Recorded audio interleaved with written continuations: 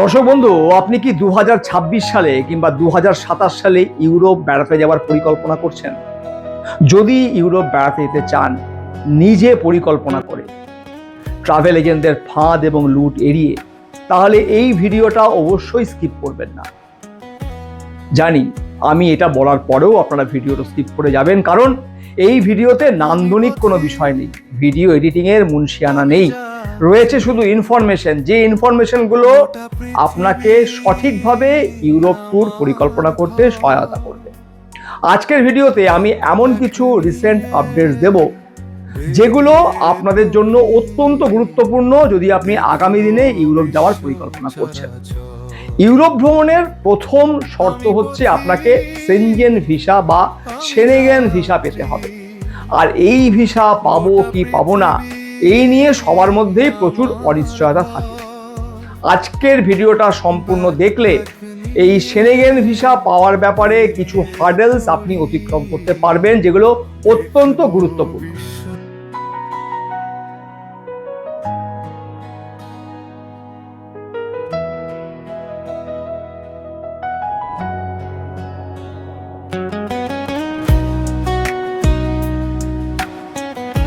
আপনাদের মধ্যে অনেকেই হয়তো ইইএস এই টার্মটার সঙ্গে অবহিত আছেন, যারা ইতিমধ্যেই সেনেগেন ভিসার অ্যাপ্লাই করেছেন কিংবা আগামী দিনে করতে যাবেন। ইইএস মানে হচ্ছে এন্ট্রি এক্সিট সিস্টেম। এই সিস্টেমটা ইউরোপিয়ান ইউনিয়ন এবং সেনেগেন কান্ট্রিজরা মিলে লাগু করতে চলেছে আগামী দিনে। যখন এই পুরো যে ভিসার প্রক্রিয়াটা, আপনি যখন ইউরোপে গিয়ে নামবেন, তারপরে যে আপনাকে ইমিগ্রেশনের কাউন্টারে যাওয়ার যে বিষয়টা থাকে, সেই পুরো বিষয়টা ডিজিটাল হতে চলেছে। কিন্তু এখনই নয়, এটা হতে আরও অনেক দিন সময় লাগবে, অন্তত আরও বছরখানেক সময় তো লাগবেই। এটা এপ্রিল 2026 থেকে লাগু হওয়ার কথা ছিল, কিন্তু এখনো নানা জটিলতার কারণে সেটা হয়নি। অনেকেই, অনেক বয়স্ক মানুষেরা যারা আগামী দিনে ইউরোপ যাওয়ার স্বপ্ন দেখছেন, তারা ভাবছেন যে এই ইইএস সিস্টেম হলে তাদেরকে কি অসুবিধার মধ্যে পড়তে হবে। সেনেগান কান্ট্রিজে যখন আপনি একটা কান্ট্রি থেকে অন্য কান্ট্রি যাচ্ছেন, তখন বর্ডারে এই ইইএস সিস্টেমটা আগে লাগু হবে, তারপরে এয়ারপোর্টগুলোতে। এখনো কিন্তু বর্ডারে এই সিস্টেম লাগু হয়নি। আর যদি আপনি ট্রেনে করে যান, তাহলে আপনাকে এই ইইএস এর সম্মুখীন হতে হবে না। দ্বিতীয় যে বিষয়টা, সেটা হচ্ছে আপনি যদি বিগত 2 বছরের ভিতরে অন্তত 2বার সেনেগেন রুল মেনে সেনেগেন ট্যুর করে এসছেন, তাহলে you are eligible to apply for a multiple entry 2-year visa.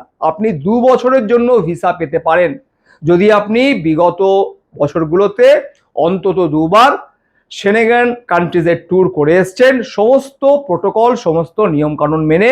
মানে ওখানে গিয়ে কোনো ঝামেলা করেননি, আপনার জবে ফেরার কথা ছিল আপনি তবেই ফিরেছেন, এবং সমস্ত রুলস মান্যতা দিয়েছেন। তাহলে you are eligible to apply for a 2-year multiple entry visa. এরপরে যখন আপনি সেনেগান কান্ট্রিতে যাওয়ার জন্য অ্যাপ্লাই করবেন। তৃতীয়, অনেকেই প্রশ্ন করেন যে সেনেগান কান্ট্রিজের জন্য আমরা যে অ্যাপ্লিকেশন জমা দিই, সেটা আমরা কনসুলেটে দিই না কেন?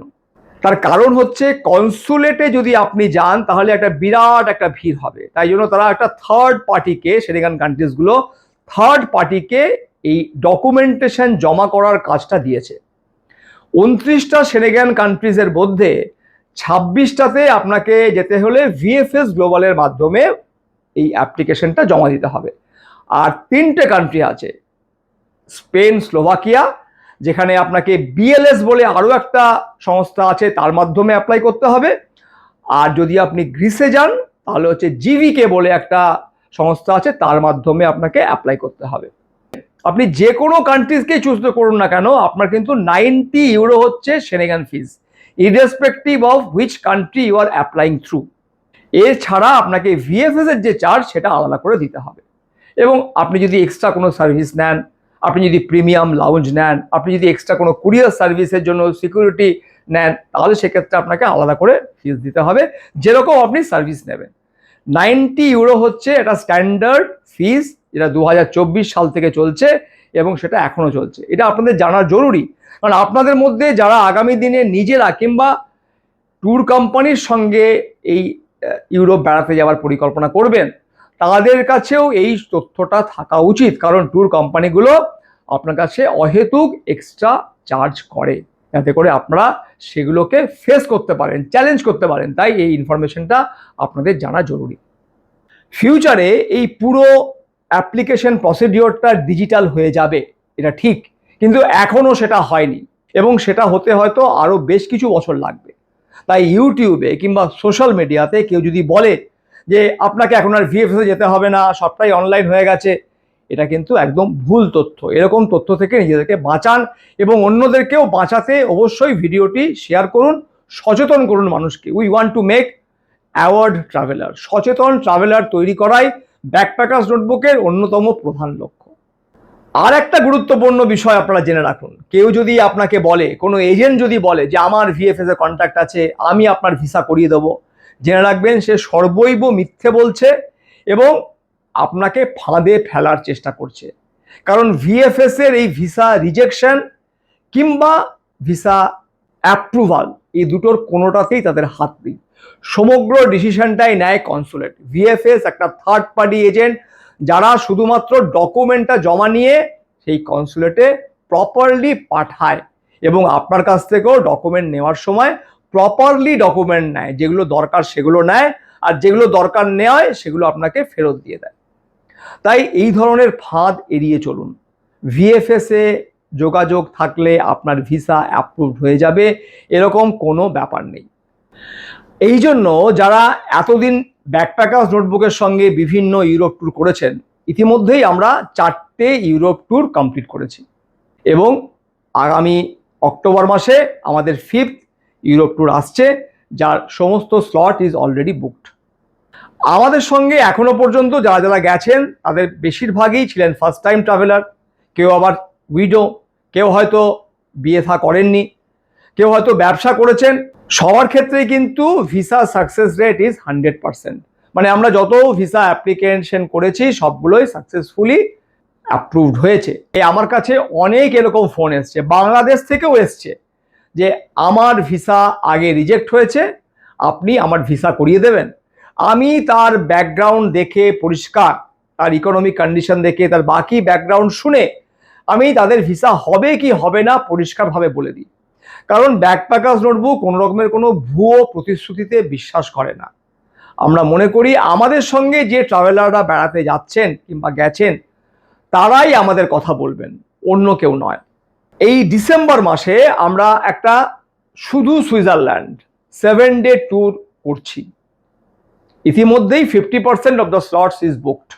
এই যে বললাম 50%, মানে 50% স্লটসই কিন্তু বুকড হয়েছে, একটা বেশিও হয়নি কমও হয়নি। আপনাদের মধ্যে যদি কেউ আগ্রহী থাকেন ব্যাকপ্যাকার্স নোটবুকের সঙ্গে আগামী দিনে সুইজারল্যান্ড বেড়াতে যাবেন বলে, তাহলে স্ক্রিনে দেওয়া নাম্বারে যোগাযোগ করতে পারেন।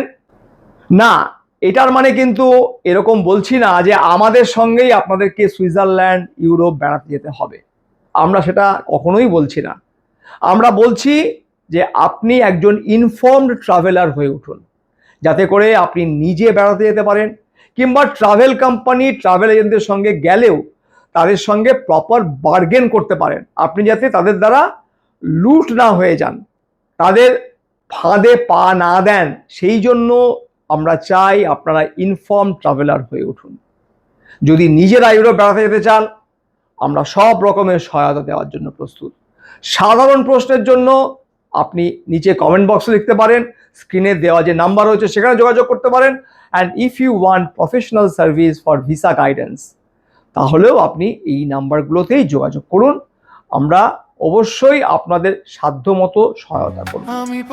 আজ এ পর্যন্তই, ধন্যবাদ। ভালো থাকুন, সুস্থ থাকুন এবং নিজেদেরকে তৈরি করুন যাতে নিজেরাই ইউরোপ থেকে আমেরিকা ঘুরে আসতে পারেন অনায়াসে, ট্রাভেল কোম্পানি এবং ট্রাভেল এজেন্সিদের ফাঁদ ও লুটে বেরিয়ে পড়ি, দেখবো বিশ্ব চরাচর।